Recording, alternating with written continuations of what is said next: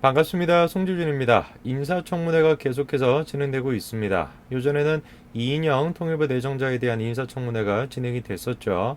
여러 가지 문제가 지적이 됐습니다. 아들과 관련된 문제, 특히나 이제 국가간과 관련된 문제, 이런 것들이 논의가 됐었죠. 통일부 장관이라고 한다면 국가간이야말로 제일 중요한 거 아니겠습니까? 근데 이제 국가간에 대해서도 여러 가지 문제점이 지적이 됐습니다만, 여러분들이 예상하시는 것처럼 문제가 지적된 건 말건 상관없이 결국에 통과가 돼서 통일부 장관으로 임명이 됐습니다. 이번에는 박지원 내정자에 대한 인사청문회가 진행이 됐는데요. 박지원 내정자에 대해서는 여러 가지 또 문제점이 있습니다. 첫 번째는 일단 학력과 관련된 문제가 있고요. 그리고 또 정치 자금과 관련된 문제가 있고, 특히나 중요한 것은 북한에 대해서 불법적으로 송금을 했다라고 하는 문제, 이 세 가지가 핵심적인 논점이었습니다.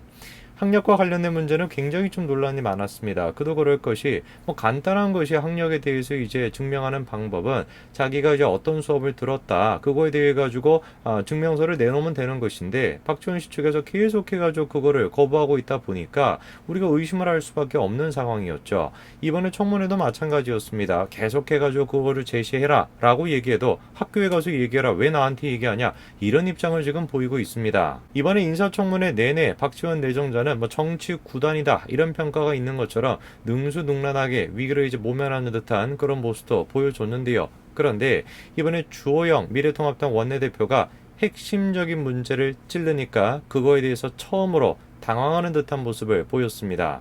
바로 그 문제는 북한에 불법적으로 자금을 송금했다라는 문제에 대해서 주호영 원내대표가 파고든 것인데요. 그냥 단순하게 주장을 한 것이 아니라 문서 하나를 들이매니까 처음으로 박지원 내정자가 당황하는 듯한 모습을 보였습니다. 오늘 저는 그거에 대한 이야기를 정리해드리고자 합니다. 같이 한번 보시죠. 하태경 미래통합당 의원은 박지원 내정자의 학력과 관련된 문제를 집요하게 파고들었는데요. 2년제 광주교대를 졸업한 박 후보자가 단국대에 편입학하면서 4년제 조선대를 졸업한 것처럼 학적부를 위조한 의혹이 있으므로 단국대 성적표 원본 제출을 요구했으나 받지 못했다라고 문제를 제기했습니다. 자, 그랬더니 박 후보자가 다음과 같이 얘기를 했는데요. 조선대에 다니지 않았다라는 것이죠. 그러면서 자신은 광주교대 2년을 다니고 단국대에 정당하게 편입했다 이렇게 이야기했습니다. 그러면서 학적 정리는 대학이 책임질 일이지 제가 학적을 정리하는 사람이 아니다라면서 성적을 가리고 제출해달라는 요구도 대학이 할 일이다 라면서 제출 거부 의사를 끝까지 밝혔습니다. 저는 지금 박지원 내정자의 저 이야기를 들으면서 도저히 이해가 안 되는 것이 뭐냐면, 아니 지금 국정원장이 되겠다라는 사람이 박지원 내정자입니까? 아니면 단국대입니까? 박지원 내정자가 지금 국정원장 되겠다라고 지금 청문회 받는 거 아니에요? 그러면 자기에 대해 가지고 학력과 관련된 문제가 있다, 학적과 관련된 문제가 있다라고 제기를 하면은 그거에 대해서 국민 앞에서 당연히 관계가 돼 있는 증거 자료를 제출을 해야 되는 의무가 있는 것인데, 자꾸 그냥 뭐라고만 하는 겁니까? 단국대에 가서 물어봐라, 단국대에 얘기하라, 이렇게 얘기할 거면 왜 도대체 국정원장을 하겠다라고 청문회장에 나와 있는 겁니까? 단국대에 사람 보고 그냥 청문회장 나아가라고 해가지고 국정원장 시키면 되는 것이지. 심지어 박지원은 지금 어떻다라는 겁니까?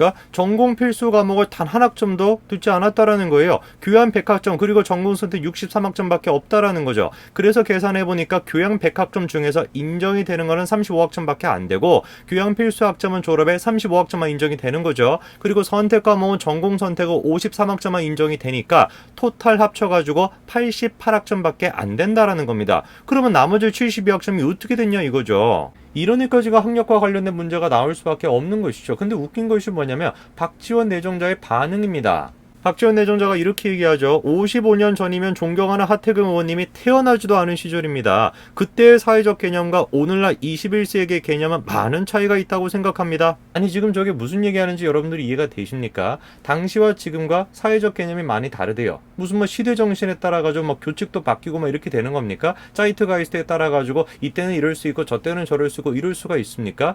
만약에 저 말이 일리가 있으려면 실제로 어떻게 됐어야 되겠어요? 사회적 인식에 따라서 박지원 내정자가 얘기하는 사회적 인식에 따라서 규칙이 바뀌어야 되는 거 아니겠어요? 졸업하기 위한 학칙이 바뀌어야지 말이 되는 거 아니겠습니까? 그런데 어떻게 저게 가능한 것인지 단국대학교도 마찬가지로 이해를 못하겠다라는 것이죠. 아니 지금 단국대학교도 이해를 못하겠다 이런 입장 아닙니까? 학점이 지금 필요한 거 160학점 가운데서 70학점이 넘게 지금 부족한데 절반밖에 안 들었는데 이 어떻게 졸업이 가능했냐? 단국대학교도 이해를 못하겠다는데 박지원 내정자는 사회적 인식이 바뀌어서 그래요. 이런 식으로 이야기하면은 누가 도대체 믿을 수가 있겠습니까? 그렇기 때문에 지금 하태경 의원이 뭐라고 지적을 하는 겁니까? 박지원 내정자의 학력 위조는 그냥 학력 위조가 아니라 권력형이라는 말이 붙는다라는 거예요.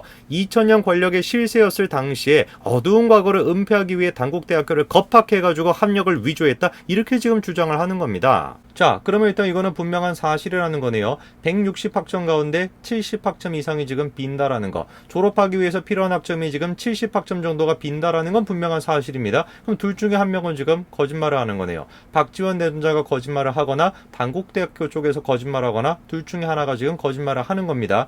그런데 제 생각에는 박지원 내정자가 거짓말을 하고 있다라는 생각이 더 커요. 그도 그럴 것이 박지원 내정자는 계속 뭐라고 합니까? 동의하지 않는다. 하등의 하자가 없다. 그러면서 성적을 공개할 이유도 없다라고 하면서 문제가 있으면 하 의원이 대학에 가서 요구하라 이렇게 쏘아붙였다라는 거죠. 글쎄요. 이거는 뭐 정치적인 이런 걸 다 떠나가지고 누가 보든지 간에 간단한 질문 아니겠습니까? 하등의 하자가 없다. 그럼 어떻게 하면 돼요? 공개하면 되잖아요. 제출하면 되는 거잖아요. 그렇지 않습니까? 근데 계속해가지고 대학에 가서 물어봐라. 대학 가서 물어봤잖아요. 물어봤더니만 뭐라고 지금 단국대학교 얘기합니까? 이해가 안 된다라는 것이죠. 아니 160학점을 지금 들어야지 졸업할 수가 있는데 70학점이 부족한데 어떻게 졸업이 됐는지 현재의 단국대학교도 이해가 안 된다는 입장 아닙니까? 당연히 박지원 의원이 우리가 거짓말하고 있다라고 생각할 수밖에 없는 것이죠. 자, 그리고 이날 논란이 된 것이 바로 대북 선거과 관련된 문제인데요. 박지원 내정자가 이렇게 얘기하죠. 안 줬다 이겁니다. 인생의 모든 거를 걸겠다. 이렇게 강력하게 얘기하는데 자신과 관련돼 있는 대북 선거 의혹을 전면적으로 부인을 하면서 국정원장 자리는 물론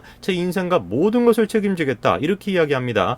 여기에다가 박 후보자가 지난 2006년 대북 송금에 관한 혐의로 처벌을 받은 대법원 판결에 대해서도 대법원 최종 판결은 순종하지만 이것은 사실이 아니다. 2000년 6.15 남북 정상회담 때 정부 돈은 1달러도 들어간 적이 없다. 이렇게 주장을 합니다. 저것도 지금 저는 도대체가 이해가 안 됩니다. 이미 대법원 판결이 나왔잖아요. 박지원 내정자가 저거에 대해서 처벌을 이미 받지 않았습니까? 그런데 지금 와서 이렇게 얘기하는 거예요. 대법원 판결은 내가 존중을 하지만 사실이 아니다. 사실이 아닌데 어떻게 존중을 합니까? 말이 안 되잖아요. 그렇기 때문에 우리가 뭐라고 생각할 수밖에 없는 거냐? 뒤에 지금 누군가가 있다. 문재인 대통령이 자기를 보호해주고 있다라고 생각을 하니까 문재인 대통령이 지금 사법부를 완전히 장악하고 있으니 내가 지금 와서 이렇게 뻔뻔스럽게 얘기를 하더라도 문제가 없을 거다. 그런 인식이 지금 뒷받침되고 있기 때문에 저런 발언이 가능한 거 아니겠습니까? 그렇게도 뻔뻔하게 나오는 박지원 내정자를 당황시킨 사람이 있으니 바로 주호영 원내대표였는데요. 박지원 의원이 처음으로 당황하는 듯한 그런 모습이 보였는데요. 주호영 원내대표는 27일 박지원 국정원장 후보자 인사청문회에서 2000년 4월 8일 작성이 된 경제협력에 관한 합의서를 공개를 하면서 이것이 남북합의서의 이면 합의서라고 주장을 했습니다.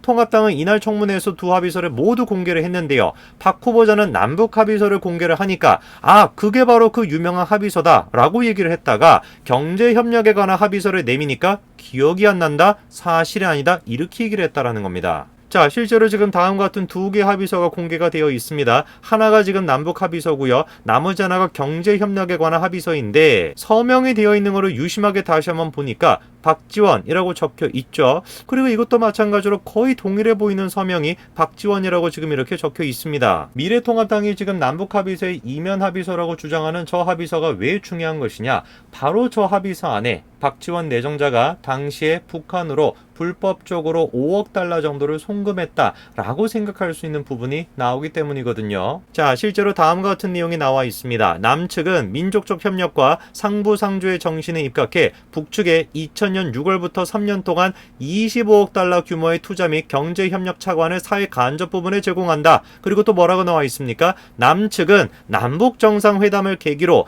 인도주의 정신에 입각해 5억 달러분을 제공한다라고 적혀 있네요. 자, 그러면 지금 저 이면 합의서라고 공개가 되어 있는 내용에 따르게 되면 박지원 내정자는 분명히 당시에 5억 달러를 보냈다. 이렇게밖에 우리가 생각할 수가 없는 것인데 이제 포인트가 되는 건 뭐겠습니까? 저 이면 합의서라고 공개가 된 것이 정말로 진짜냐 아니냐. 그게 제일 중요한 포인트가 되겠습니다. 주호영 원내대표가 만약 원본이 있거나 이런 서류에 서명한 것이 사실로 드러나면 어떻게 할 것인가? 라고 물어보니까 박 후보자가 어떠한 책임도 다하겠다. 이렇게 답변을 합니다. 후보 사퇴를 포함해서요 라고 물어보니까 다시 한번 모든 것을 다 하겠다, 제 인생과 모든 것을 책임지겠다, 이렇게 얘기했다라는 것이죠. 글쎄 우리가 상황을 지켜봐야 되겠습니다만 주호영 원내대표가 아무런 근거도 없이 사본이 있다 라면서 공개하지는 않았을 것 같은데, 지금 박지원 대전자가 분명히 얘기하지 않았습니까? 자기가 서명한 것이 사실이다 라고 한다면, 저 지금 사본으로 공개가 된 것이 진짜다 라고 한다면 사퇴는 말할 것도 없고 인생 전체에 대해 가지고 책임을 지겠다 라고 얘기를 했는데, 글쎄요 과연 박지원 내전자의 운명이 어떻게 될지 우리가 한번 지켜봐야 될 것 같습니다. 오늘까지 말씀드리겠습니다. 감사합니다.